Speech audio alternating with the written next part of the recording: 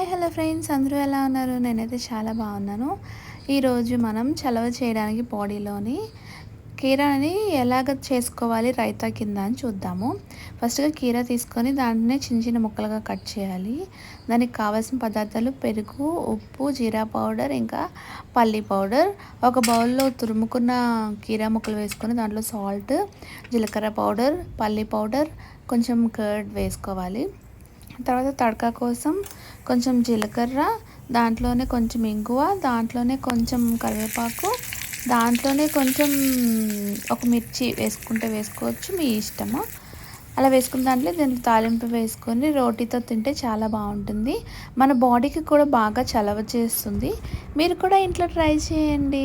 ఎలా ఉందో కింద కామెంట్ సెక్షన్లో కామెంట్ చేయండి. ప్లీజ్ నా వీడియోస్ చూస్తున్నారు కానీ ఎవరు లైక్ చేయట్లేదు, సబ్స్క్రైబ్ చేయట్లేదు. Please subscribe my channel. Bye అండి, నెక్స్ట్ వీడియోలో కలుద్దాం.